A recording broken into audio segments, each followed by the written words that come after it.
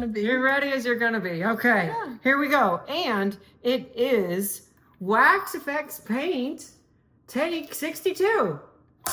Action. Here we go. Here we go. Ready. Yeah.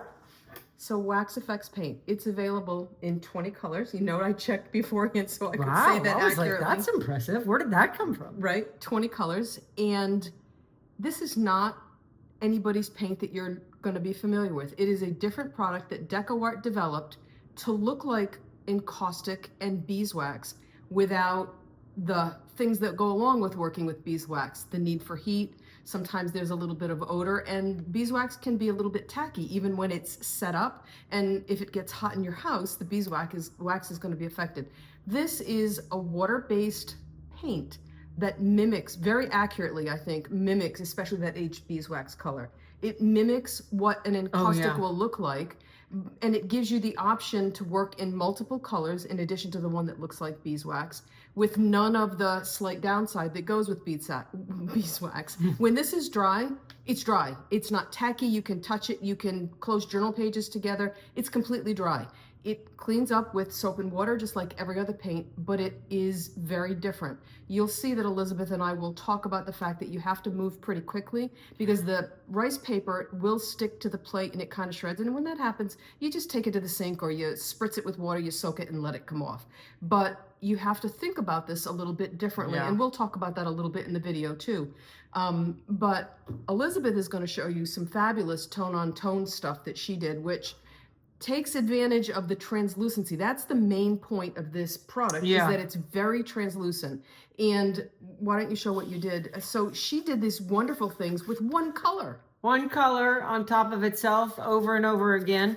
So the translucency allows it to multiply in its darkness with every layer.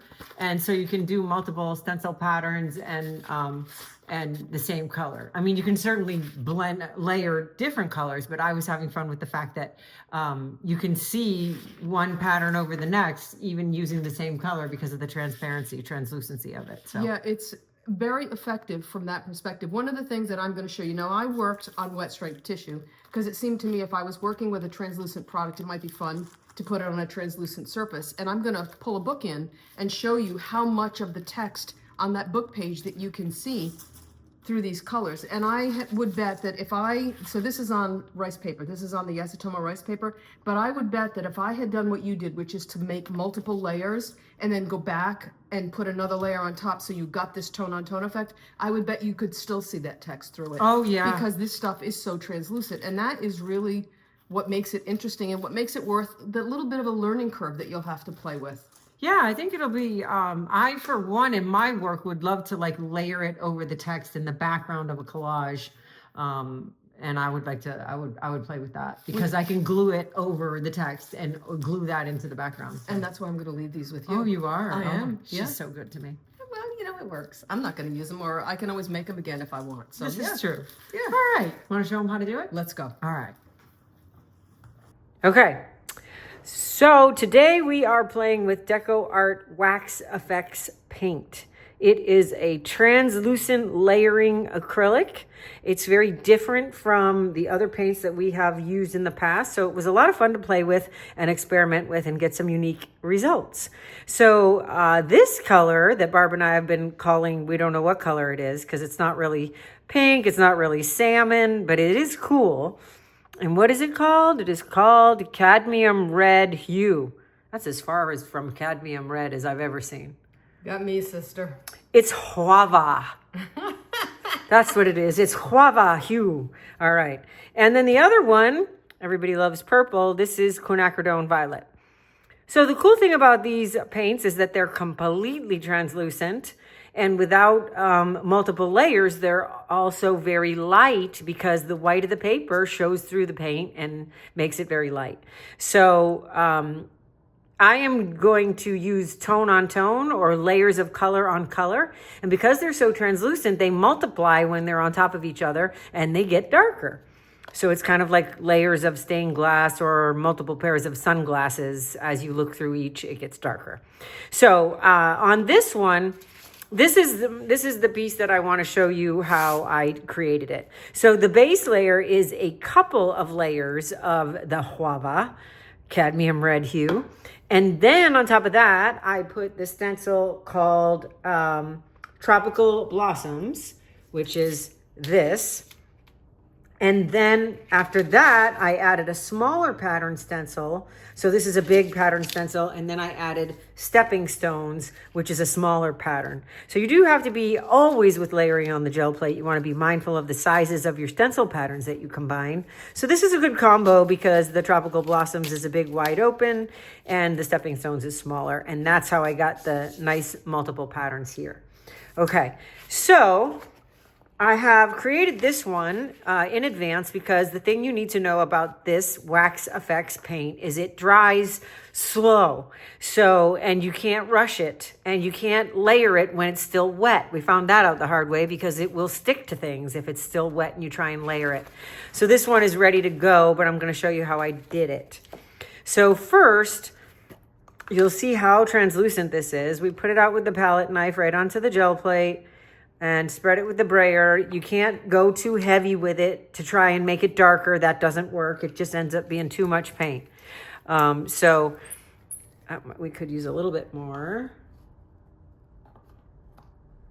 Okay. You can tell we like that color. Yeah, there's a lot. We use this a lot. So we're going to give that a nice even rollout on my 9x12 gel plate. And then we're going to be working on this Yasutomo Sketch Rice Paper Pad, also 9x12. And conveniently, the stencils are 9x12. It almost seems like there was a plan. There was a plan. So the smooth side of the paper is what is always going to go down on the plate. And you can feel the difference between the front and the back. And this is the smooth side. That's going to go down into the paint. And the key here is don't let it sit too long because it will stick to the plate. So you just give it a quick rub and then pick it up. And you can see how light and pale it is. There's definitely applications for pastel sheets, and this is a nice, easy way to make a pastel color. But I'm going to go for a little bit more contrast so you can see it better on the camera. And how I'm going to darken that is by multiplying it with another layer of the same color. So I'm just going to give it another... Oh, the squeaky brayer. Always the squeaky brayer. Always possible. Okay, so now I'm just going to give it a second pass. And remember, don't let it sit there very long. And now you can see it's gotten darker. So that's how you're going to make it darker, is a multiple layer. But there is something very nice about the very soft, light pastel of it. So now we have to let this dry. And then we're using the tail feather repeat from my Peacock collection and basically printing through the stencil onto this layer. I hesitate to do that right now, Barb, because it may stick, but it might not. Let's give it a whirl and see what happens, because you know what? I have the good one off to the side. So if we mess this up. So I put out the violet and put the tail feather repeat stencil into it, and you will make sure this is dry. So do as I say, not as I do. And again, I think the longer you sit it down there, the more possibility it has of sticking. So don't linger. Okay, so I'm going to make sure I get a better pattern by putting my fingertips through some of those finer feather details. See, it stuck a little bit, but if it were, that looks good though. Yes, if it were dry, it wouldn't have stuck like this, okay? And this is a cleaner print than this one. I had some debris on my plate that it picked up. So this is a cleaner print, but you know, that's the nature of gel printing. Every single time you do it, you're going to get something different. So that's how I made 2 passes on the bottom and then put the same color on top of itself. And as it layers, it gets darker. But it is to mimic encaustic, where it's wax that has a bit of a hint of color in it, but it allows you to see through it. And these are going to dry in a matte surface with a bit of that, you know, they're trying to mimic the beeswax effect. So if you layer them heavily with a couple layers, you're going to get kind of that cloudy, kind of slightly clear effect. It's really unique and interesting. So now again, the same color,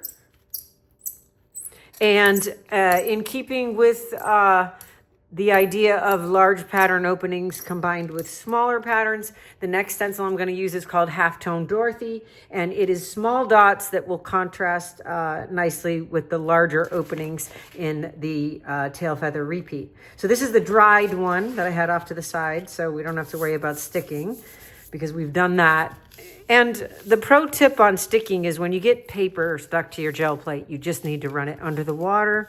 The water will deteriorate the paper and it'll come off really easily. Typically the paint stays on the plate with just water, but the paper will come off. Okay, so I'm gonna peek and give it a bit of a fingertip rub. Hopefully I didn't just shift the paper there. And yeah, look at that.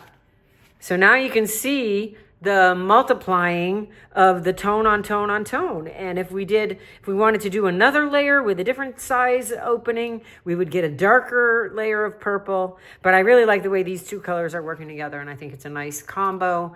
And you can sort of see, it's hard to show on the camera, but that kind of matte, kind of unique surface of this paint. It's very different and lots of fun.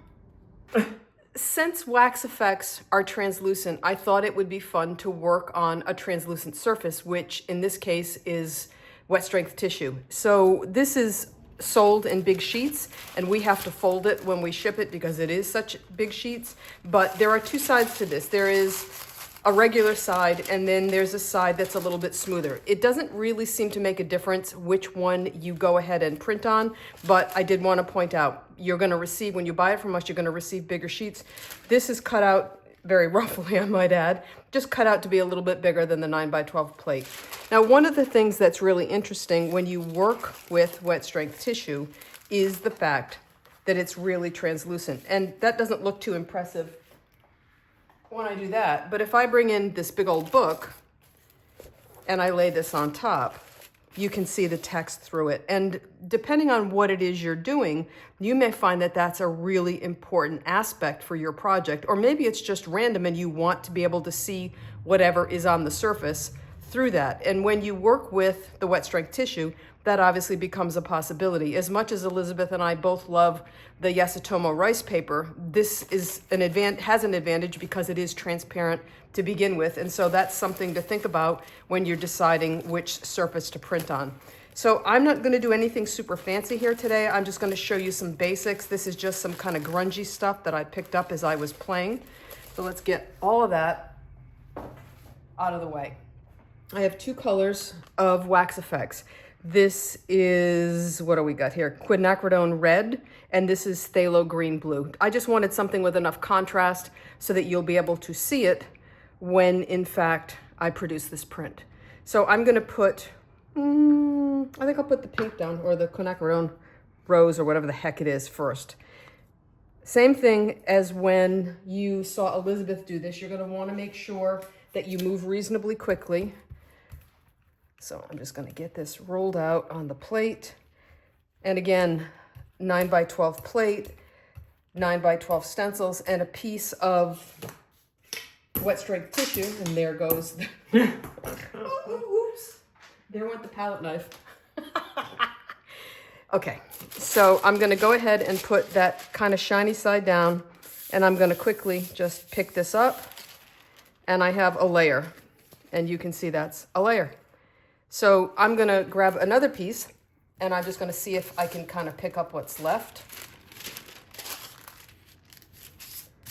And I got a wrinkle on there, but for our purposes, it really doesn't make a hill of beans worth of difference.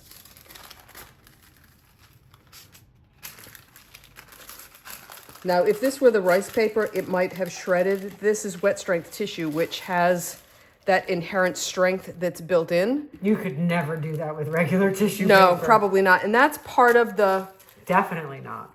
That's part of what you have to keep in mind when you work with wax effects, is that it's a different beast. It's very different than any other acrylic paint that I've ever worked with. And there are a ton of acrylic paints, but there's only one of these, and it is very definitely different. Now, I'm sure that DecoArts didn't imagine two crazy broads using this on a gel plate when they developed this stuff, but it works pretty well. So now what I'm going to do is I'm going to put a layer of the phthalo, whatever the heck this is, down. And then I'm gonna brayer it out. Teal. Quinacridone, sorry, phthalo green blue, but teal, yes. All right, there's a layer. So I'm gonna bring in, this is Chunky Spirals, AKA Chunky Monkey, because it just is, and that's not even remotely centered, but that's all right. So I'm gonna pick up what's in the openings of the stencil. Let's grab the Baron, just makes life a little bit simpler. So I'm gonna pick up what's in the openings of the stencil. Now you can get a little bit more elaborate with the kinds of prints. Elizabeth has shown you that. Like I said, I'm just going pretty basic here. So there is my first print. And then I'm gonna quickly pick this stencil up, and then I'm gonna grab the original base color print that I made and just go ahead, and that's not even remotely centered either, but it seems to be my gift today. And just go ahead and pick that up. Again, it's very transparent, but if I bring this book back and I set it down, you can see the color, you can see the pattern, and you can see the text underneath. This would be great for collage. Right? Yeah. So that's it. That's all we've got about wax effects paint. I have to look at the label because I already forgot what we're talking about.